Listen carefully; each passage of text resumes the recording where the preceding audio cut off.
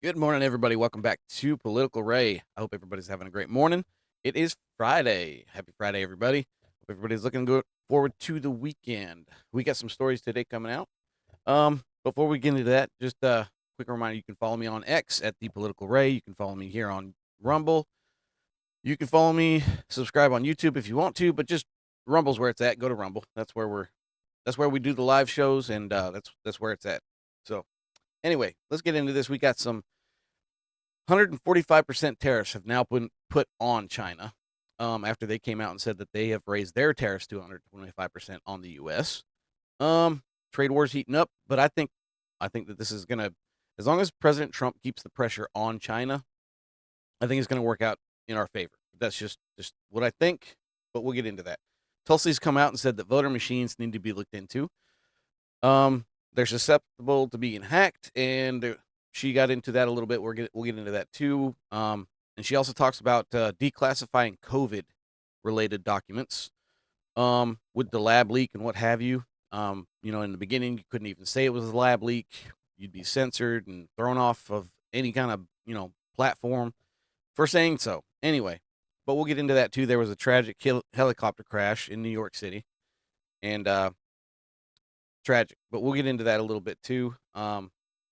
Eric Adams made a statement. President Trump made a statement, but we'll get into that. Democrats now say that they want to secure the border as well. So we'll get into that too. After 4.5 years, they finally came out and said that the border needs to be secured. But anyway, we'll get into all that. But first, we'll talk about the tariff thing real quick. Just I don't I didn't find an actual article really, but a lot of people are talking about it. 145% has now been put on as far as the tariff on China. I think, look, China went to Australia trying to make a deal.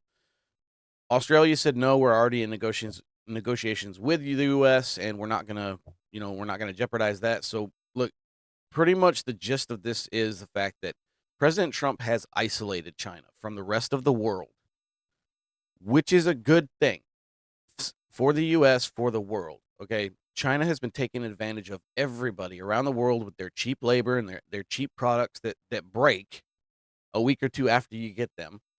Or if it's clothing, it's flammable from the Temu store. But, you know, and Trump has changed that too. You can't just, I think Temu's going to go under. I think Shein's going to go under. I think AliExpress, that website, I think it's going to go under because Trump has put in, you can't just, it used to be, it was a dollar amount. I want to say it was like $600 or $800. And if it came in under that dollar amount coming into the US, it wasn't subject to the tariff. Trump's changed that now. So I think these, if you want to, before it goes away, get what you want from China because I think it's going to go away. I think these sites like that, they took advantage of that and now they're not going to be able to. So Trump's changed that too. Look, I think this is a good thing, bringing manufacturing jobs back to the U.S. There's memes and AI videos going around X right now from China about overweight United States people working in shops, you know, like it's a bad thing. Like it's a bad thing to have a job in the United States. Anyway, I digress.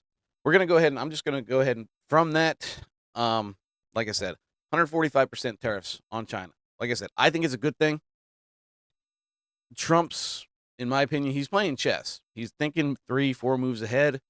If anybody who's played chess before, you got to think about what your opponent's going to do next, possibilities, backup moves, what have you. I think Trump's playing chess with China. I think he's going to come out on top. I could be wrong. I hope I'm not wrong. But I think if he keeps the pressure on China, I think the US will come out on top. My opinion, but you let me know what you think in the comments.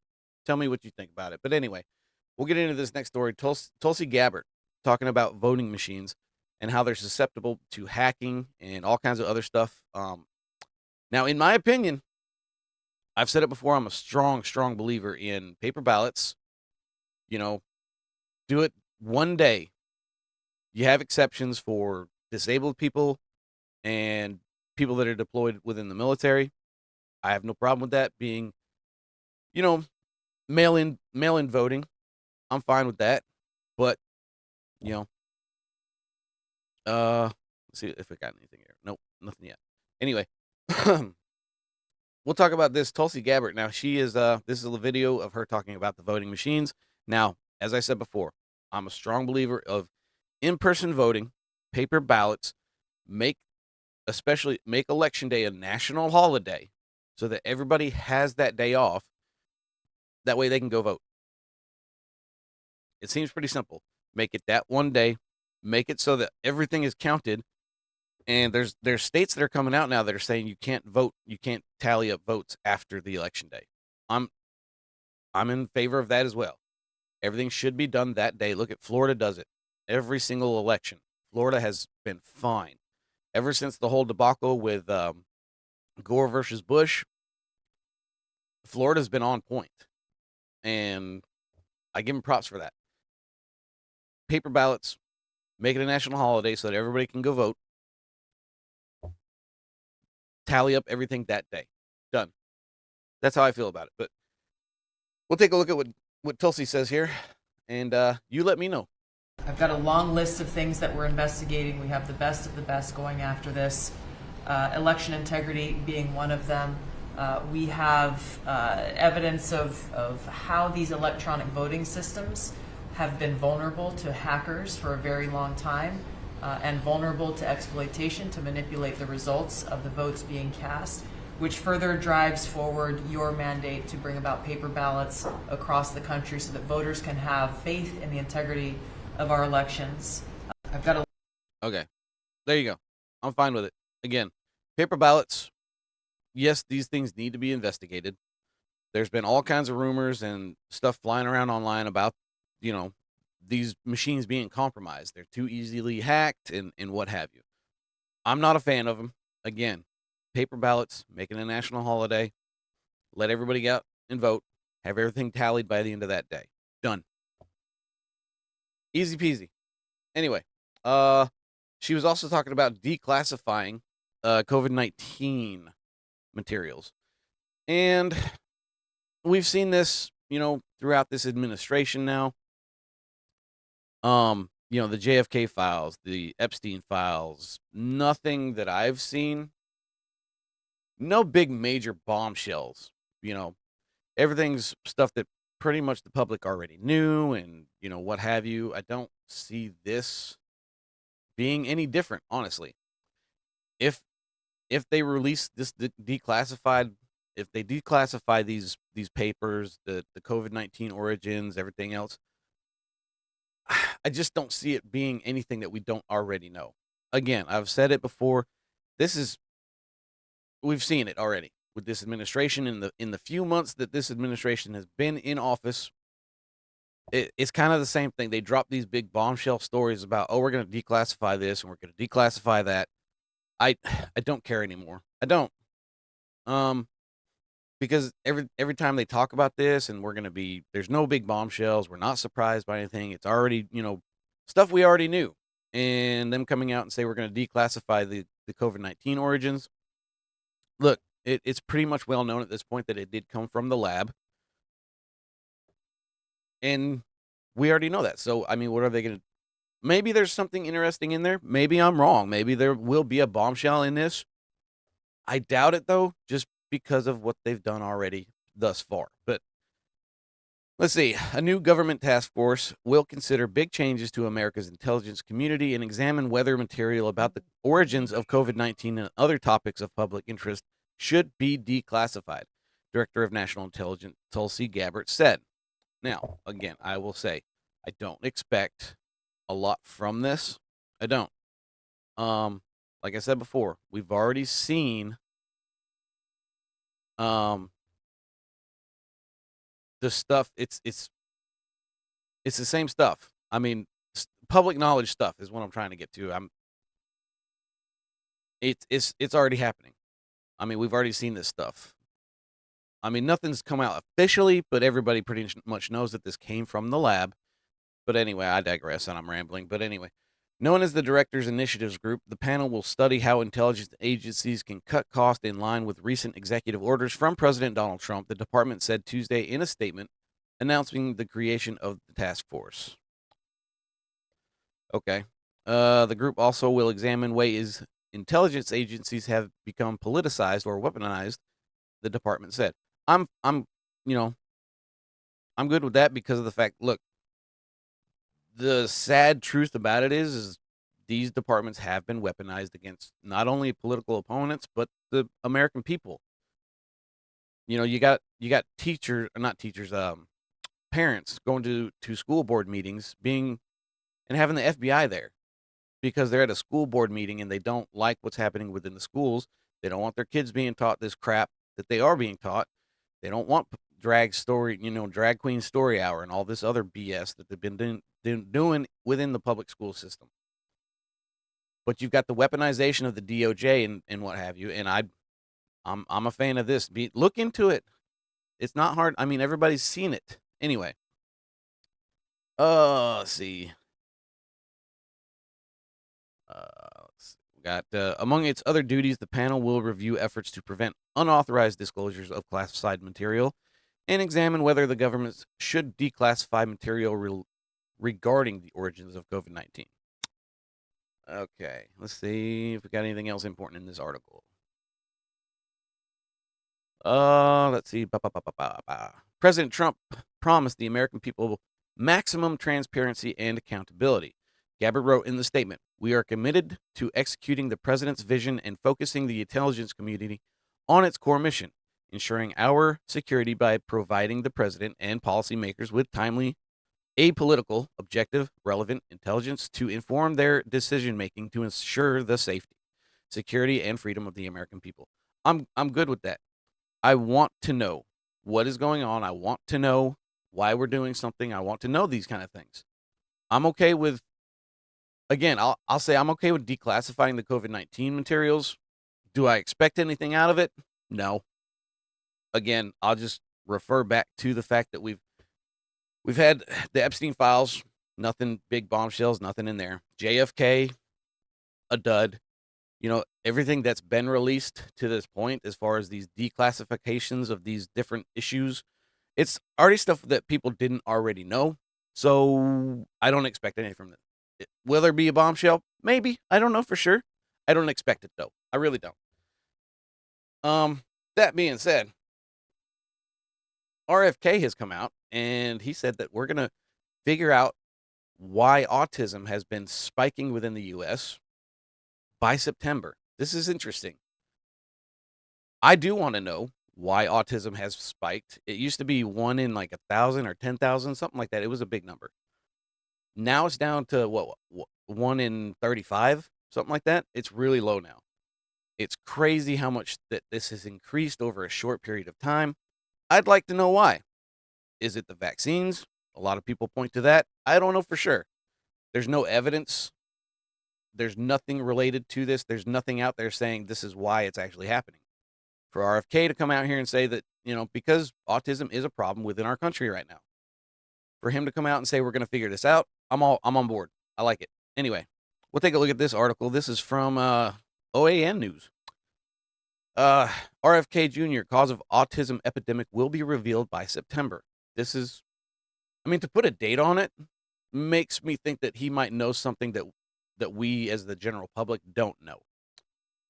So maybe he's just setting a date on when he's actually going to, release it. Maybe he's got some information that we don't know, but we'll see. According to the U.S. Secretary of Health and Human Services, RFK Jr., the United States will identify the cause of what he has described as the country's autism epidemic by September.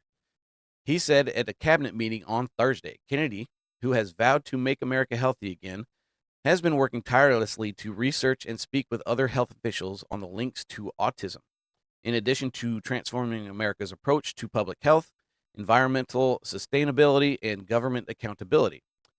The autism rates have gone from our most recent numbers we think are going to be about 1 in 31. That's wild. That's a very low number. And you do see a lot more children today with autism. They're going up again from 1 in 10,000. See, I was close. I said 1 in 1,000 or 1 in 10,000. But anyway, I digress. When I was a kid, Kennedy stated, in every 36 children, 1 in every 36 children has been diagnosed with autism spectrum disorder, according to the Centers of Disease Control and Prevention.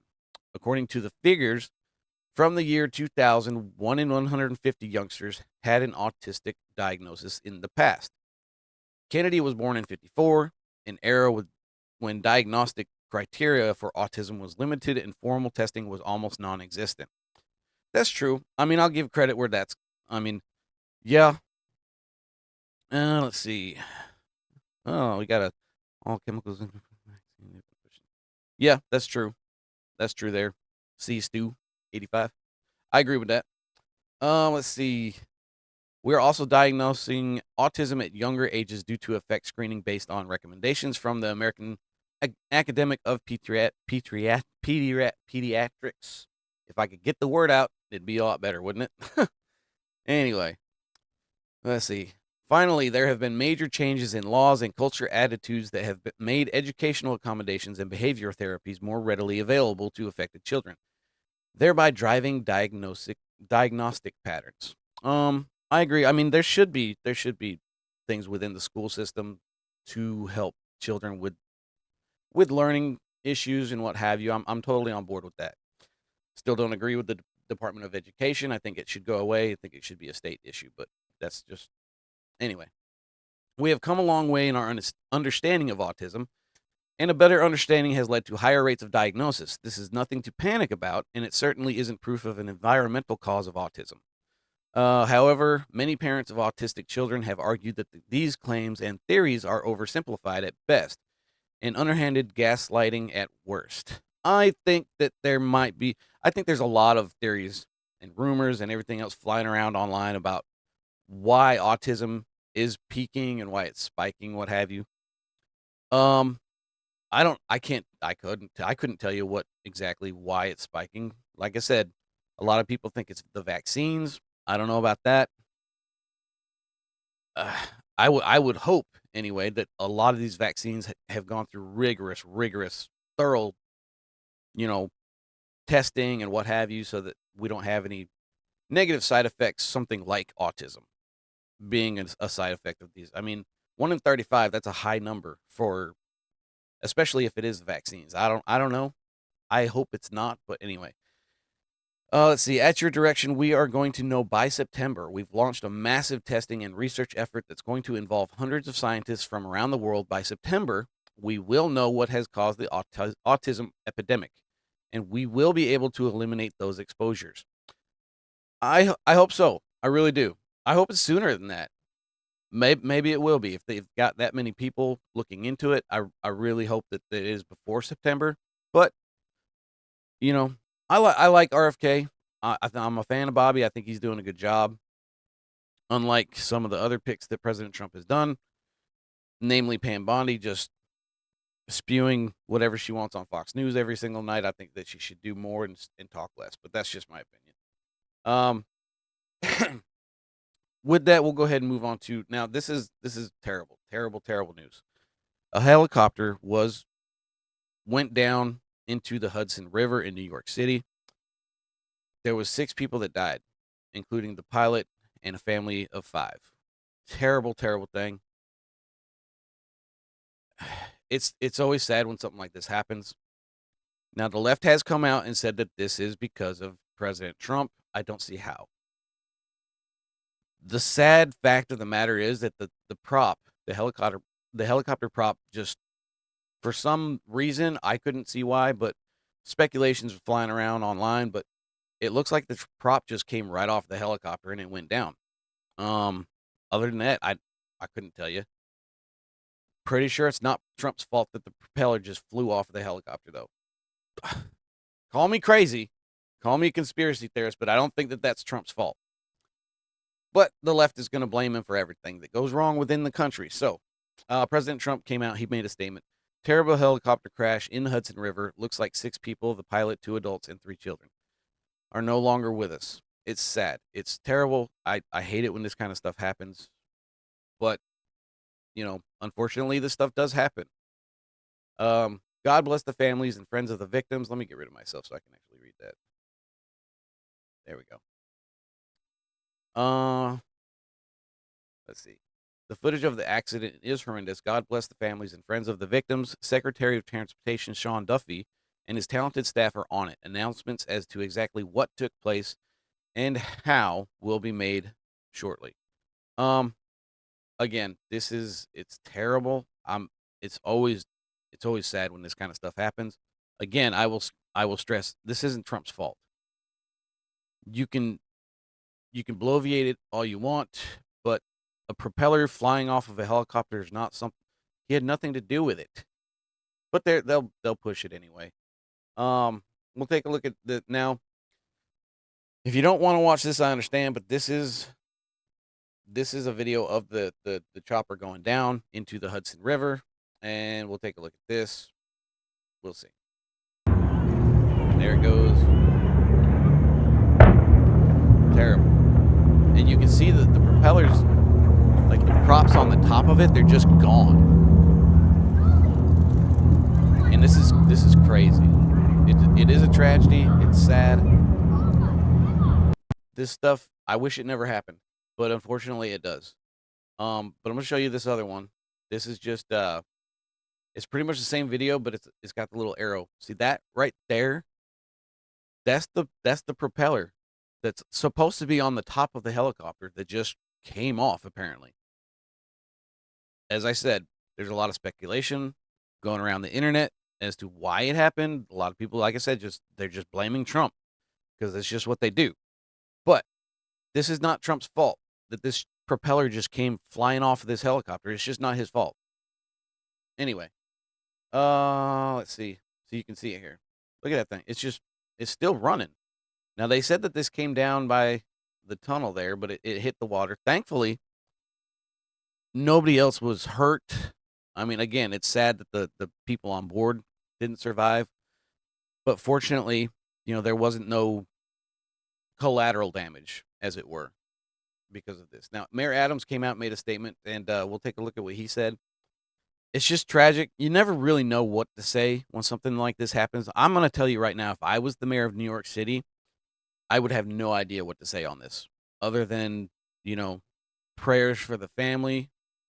It's a terrible thing, and we pray for families that have lost their family members, and it's a tragedy, and we're sorry. I mean, I don't know what else you could really say about something like this. Anyway, we'll take a look here. Thanks so much, DM Daughtry. Our hearts go out to the family of those who were on board and all 6 who were on board of the helicopter. It's almost reminiscence of the plane going down here on the Hudson River, but thank God we didn't lose any lives back then. We still fresh and it's still new. The investigation is ongoing, and we have the entire family members. We're lifting them up in prayer. Here's what we know at this time. At approximately 3:17 this afternoon, we began receiving multiple calls for a helicopter that crashed in the water. These calls generated the response of many agencies, as Deputy Mayor Daughtry stated, including FDNY, NYPD, the Port Authority, and our Jersey partners, the police officers in Jersey as well, and the Coast Guard. 3 adults and 3 children were on board a Bell 206 helicopter that had left from the downtown Skyport just about 3 p.m. The pilot and a family visiting from Spain, what our preliminary information has at this time. Members of the FDNY and NYPD harbor units arrived at the scene, and divers from both agencies entered the water. At this time, all 6 victims have been removed from the water. And sadly, all 6 victims have been pronounced deceased. All right, well, there you go. Like I said, I feel for the mayor. I really do. I'm not a big fan of Mayor Adams. He's done a couple things that I like, but I mean, in all fairness, this sucks. I mean, I feel bad for him having to come out here. It's never good when something like this happens. The poor family that perished, they were visiting.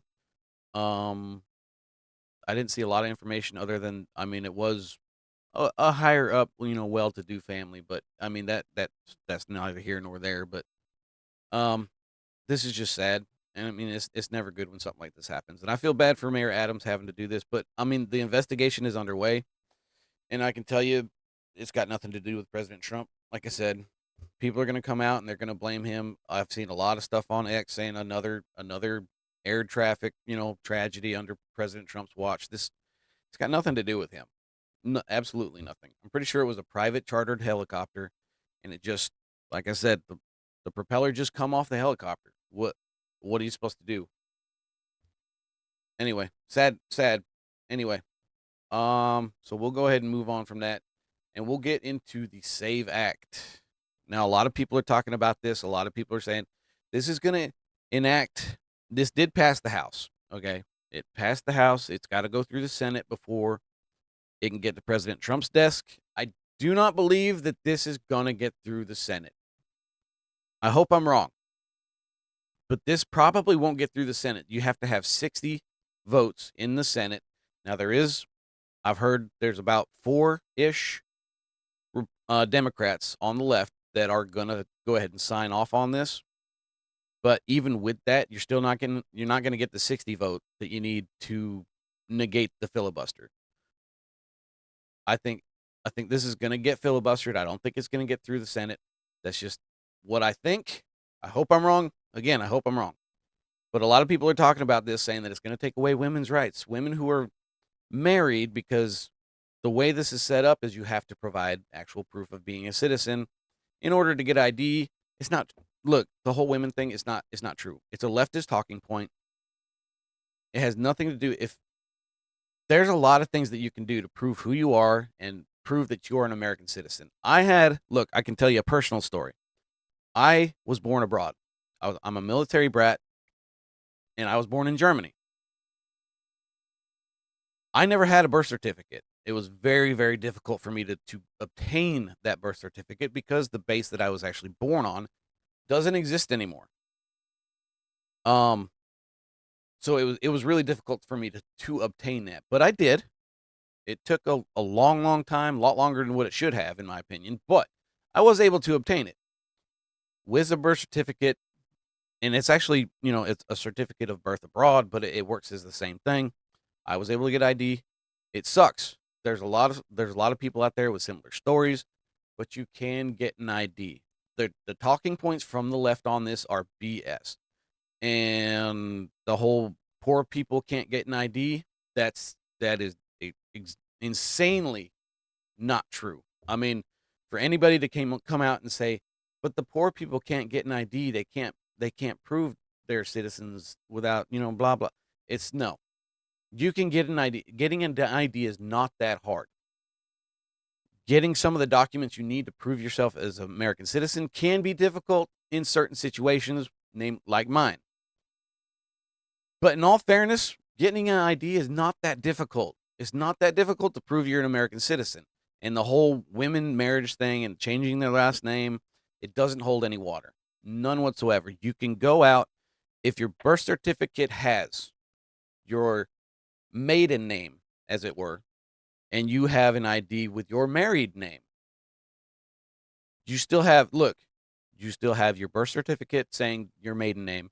You've got a marriage license saying that you changed your name. Then you've got your ID. It's not that hard. It's not going to be, married women who have changed their name are not going to be able to vote. It's not a thing. Not a thing. They are lying to you. That's it. Anyway, we'll get into this. Let's see. I'm going to bring this up here. Now, this is from NBC News. House passes bill requiring proof of citizenship to vote in federal elections. Washington, the House passed a bill Thursday that would require proof of citizenship to register to vote in federal elections in an effort to codify one of President Donald Trump's executive actions from his second term. I agree with this 100%. This is an 80-20 issue that the Democrats will lose on, but they keep running with it because they don't have anything else. Anyway, lawmakers approved the Safeguard American Voter Eligibility Act, SAVE Act, in a 220 to 208 vote with 4 Democrat reps, Ed Case of Hawaii, Henry, I think it's Caller, I'm not sure how you say his name. Anyway, of Texas, Jared Golden of Maine, and Marie Perez of Washington, joining every Republican present in support of the measure.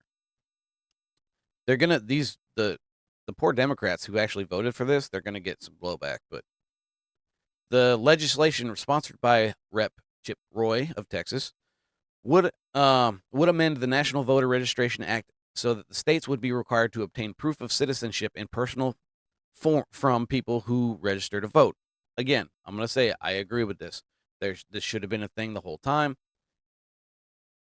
People need to prove that they're a citizen of the United States in order to vote. Did you know? I mean, do you know back in the day, in order to vote, you had to be a landowner? Did you know that?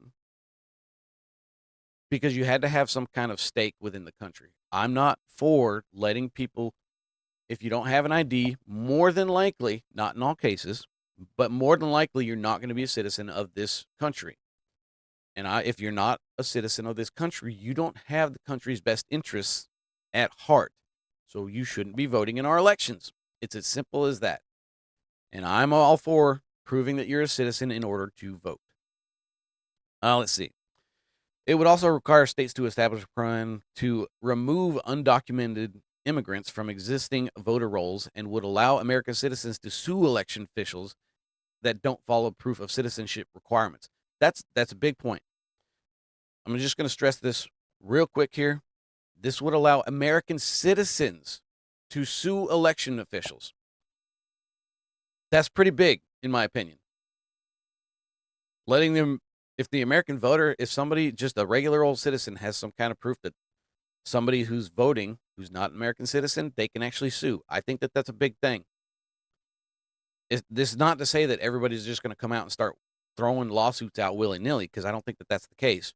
You're going to have some kind of proof to prove your case, just like anything else. But I like that. In order to preserve this republic, we must uphold what it means to be able to vote in a U.S. election. I am grateful that my colleagues answered the call and passed the SAVE Act, as this serves as a critical first step to ensure that we maintain election integrity throughout our country. Yes, I agree.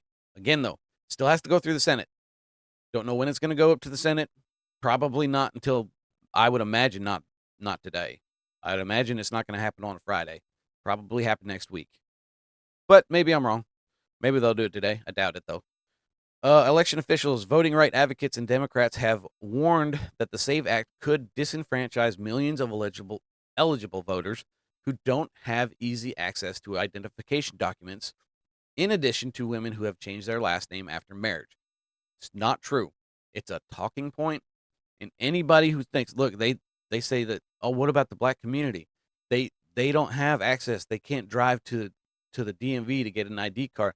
Are you that against your base? I mean, anybody can go get an ID, black, white, brown, whatever your skin color is. You could go get an ID. I have a son who doesn't have his driver's license just yet, but he has an identification card. He's got an ID. He went and voted in the last presidential election. It was his first one, but he went and got an ID in order to do it. It's not that hard. And for them coming out and saying that, people can't get an ID, it just means they're just placating. They're grandstanding. They don't want this. And I'll tell you why. Because they want. Why do you think that the border was flooded over the 4 years that Biden was in office? They want these people as a voting base. These people are coming into this country. They're taking advantage of our system. They're getting all kinds of free benefits. $150 billion on the low end is what it costs the taxpayer dollars to fund illegals within this country. $150 billion. And that's the low end. The high end is somewhere around $400 billion. Anyway, I digress. Let's see. My Republican colleagues crafted and passed one of the most damaging voter suppression bills in modern history. There's no doubt that women, military members, and people of color will be disproportionately impacted. That's not true. It's an outright lie. They're grandstanding. They don't want this to go through. Again, for the reasons I just listed. Anyway, the ranking member of the House Administration Committee said in a statement, the fight to stop this bill to protect Americans' sacred right to vote is not over. I will do everything in my power to ensure every eligible American has access to the ballot box. That we're not saying that that's not the case. I want every eligible American to be able to vote as well. Keyword being eligible. That's the whole point of voter ID. If you're not a U.S. citizen, you can't get an ID in most cases. Minnesota, you can, because they've changed the laws where you can just walk into the DMV and get a driver's license. But that's a different issue. The American Civil Liberties Union said in a news release Thursday that the bill would threaten the voting rights as many as 69 million women who have taken their spouses' names but whose birth certificate does not match. Again, it's not true. If you're a married woman, you took your husband's name, you still have your birth certificate with your maiden's name, then you got your marriage certificate saying that you took your husband's name. I would imagine that has your maiden's name on it as well. It's just not true. It's a talking point that they've been spewing, and it's just not true. Anyway, the bill's Republican sponsor argued that there's a system in place to address those concerns. The Associated Press reported that Roy said, "We have mechanisms giving the state fairly significant difference that to make determinations as to how structured the situation where an individual does have a name change. The process is specifically contemplated in this legislation." So there you go. Again, I mean, I'll just stress the fact that you've got a line of paperwork proving that you took your husband's name. You've got your birth certificate with your maiden's name on it, the marriage license saying that you took your husband's name, and then your ID with your taken name of your husband's name. I mean, I think that it's pretty cut and dry. It's pretty simple. That's just what I think. But I mean, I don't think that it's a big deal. If you want to vote, get an ID. It's not that hard. Anyway, let's see what we got here. I'm gonna go ahead and move on now from that. This is from the Post Millennial, and this is the budget resolution bill that did pass. Not a lot of people have talked about this, so I wanted to bring this up and bring it in and talk about this real quick. This is the Trump-backed budget resolution. Not a lot of people are talking about this. They're just talking about the SAVE Act, but I wanted to talk about this briefly, and we'll get into this. From the Post Millennial, breaking: House approves Trump-backed budget resolution. And it passed on Thursday. The House passed the budget resolution that has been backed by President Trump in a vote of 216 to 214, with 2 GOP no votes. Okay. Anyway, passing the resolution bring the GOP one step closer to getting the spending agenda passed by Congress ahead of the vote. Speaker Mike Johnson said, "I believe we have the votes to finally adopt the budget resolution so we can move forward on President Trump's very important agenda for the American people." Again, this still has to go through the Senate. This, I think, will probably have more of a chance than the SAVE Act to get through the Senate. Just what I think. I mean, I could be wrong, but I think that this has a better chance of getting through the Senate to get to President Trump's desk in order for him to sign it into law. Let's see. The 2 GOP members that chose to vote against the resolution were Reps Thomas Massey and as well as Victoria Spartz. As the vote for the budget resolution approached this week, it was not a certain victory for Trump, as there was a block of more physically conservative House members concerned that the budget could lead to a higher national debt. My opinion being, yeah, there's gonna be some higher debt that's taken out in the initial outcome of this, but I think in the overall, what he's doing with the tariffs and negotiating with other countries, I think that it is gonna balance itself out between this and the tariffs. That's what I think. Could be wrong, but I hope I'm not. This just it's just the spending bill. I mean, we've already. I think old Chucky, he was the one that finally broke. Before the government shutdown, and a lot of people turned on him already. There's talks of AOC beating him for his seat now. So on Wednesday evening, the bill was pulled back as some Republicans were looking to cut more spending after the Republicans talked with Johnson. He told reporters that commitments were discussed, including finding at least 1.5 trillion in savings for the American people, while also preserving our essential programs. The House passed its version of the resolution in February. Then the Senate sent back a compromise resolution over the weekend, per the Washington Examiner. The Senate version had to be approved by the House before going forward. The bill includes an increase on the debt ceiling of $5 trillion, and although the original House bill outlined plans to make $2 trillion in spending cuts, the Senate version said that figure was a goal to reach toward. But the spending cuts at $4 billion instead. Look, I want there to be cuts. I do. There shouldn't be. There's a lot of stuff that we can cut. I haven't actually looked at this bill. I just wanted to put this in here because nobody's talking about it. But I think that there should be cuts. There's way too much spending in our budgets. The only one that I can see overspending for is the military. That's just a personal opinion. But I think we need our military. So the resolution will go to Trump's desk for signing, where it will allow for the GOP to draft legislation to extend the 2017 Trump tax cuts that were sent to end later this year. It will also allow for committees to start drafting legislation to push forward Trump's agenda to increase border security as well as energy in the United States. That's a big thing too. Look, if you increase spending in a bill like this, but you've also got things in there for drilling within the United States, making sure that America's energy independent, that's going to be more income, more revenue from the United States, in order to hopefully, counteract the overspending in the bill itself. If you've got a lot of revenue and income coming from American manufacturing, American, energy, that's what President Trump wants to do. If you've got that, it can counteract the increase in spending within the bills. Anyway, that's it for that, I guess. Post millennium, I like them. Anyway, now the Democrats have come out. Hakeem Jefferies, who is the minority leader within Congress, he has come out and said that they want a secure border. Well, you're about 4.5 years too late.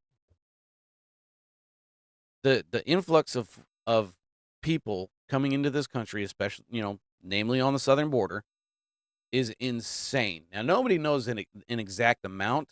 What they'll put out as the official amount is somewhere around 10 million, but nobody knows the exact amount.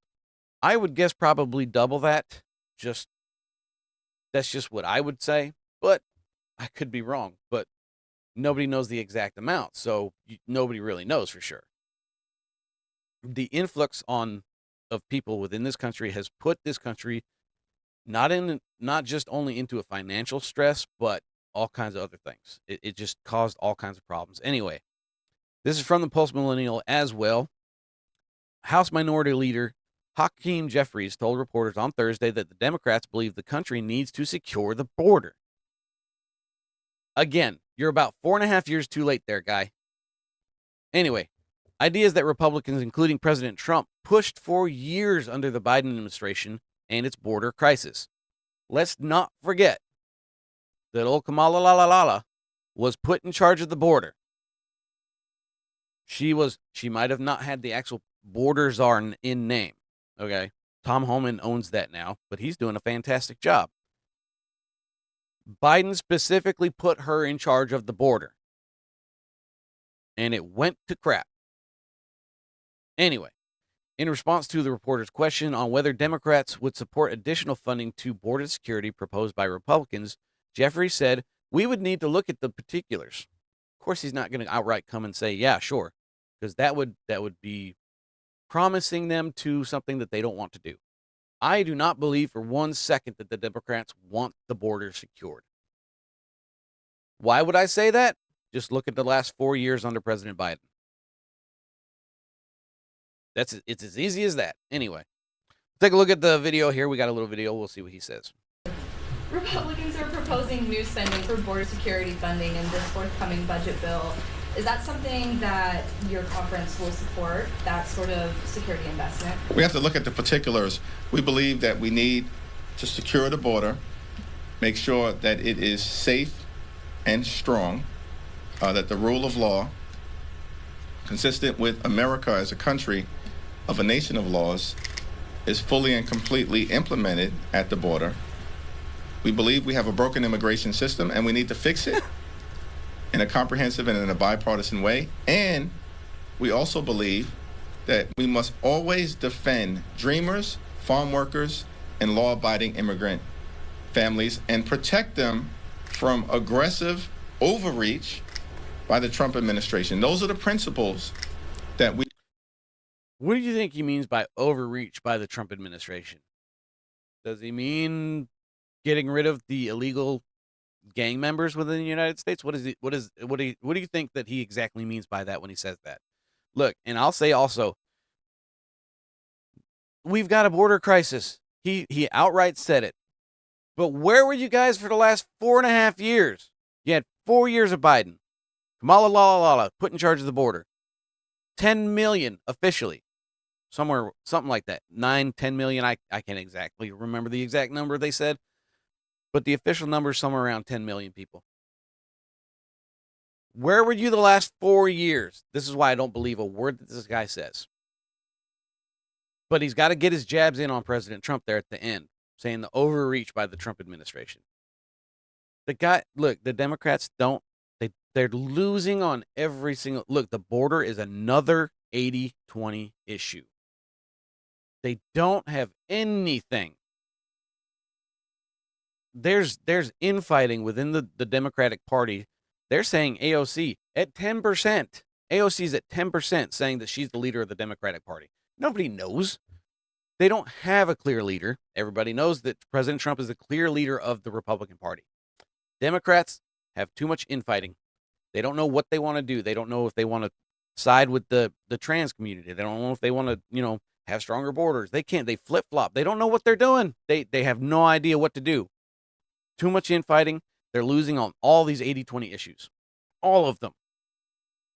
Now they're going to come out and say that, yes, we need a secure border. We have a border crisis, blah, blah, blah, blah, blah, blah, blah. Why? Because they see that they're losing. I agree, Rumak. Appreciate the Democrats can't be trusted on the border ever again. Kamala implemented their plan well. She absolutely did. When President Biden put her in charge of that border, she said, nope, I don't care. Everybody can come in. That was her plan. Anyway, let's see. Border crossings under the Trump administration have plummeted in December, the last full month of Biden administration. There were 96,000 Southwest borders encountered per U.S. Customs and Border Patrol data. That fell to 61,000 in January and just 11,000 in February. For comparison, February of 24 saw 189,000. Look, say what you want about President Trump, bash on him all you want, but the guy has secured the border. He proved it in his first term. And border crossings, I want to say, it's like the border crossings have dropped 90%. I want to say it's a higher number. It's in the 90s. 90% plus that the border crossings have dropped. Again, it's just the ones we know of. But say what you want about President Trump. He knows how to secure the border. Anyway. Let's see. Border czar Tom Homan said in a recent interview that 31% of women that make that journey get raped by criminal cartels. Children were dying on the border every day, dying either down a river, dying making that journey. Children were sexually assaulted. The children were dying in the desert. That is what led to the zero tolerance policy of the Trump administration on illegal immigration. Yes. I mean, not to mention everything about how it, hurts us as a country. I mean, again, I'll just point back to $150 billion on the low end per year. It costs the American taxpayer dollars because these people, they're not coming in here for the reasons that the left is saying. They're coming in here because they know they can take advantage of the system and they get all kinds of free stuff.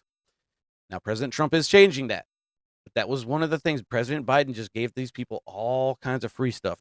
Free money, EBT stuffs, everything.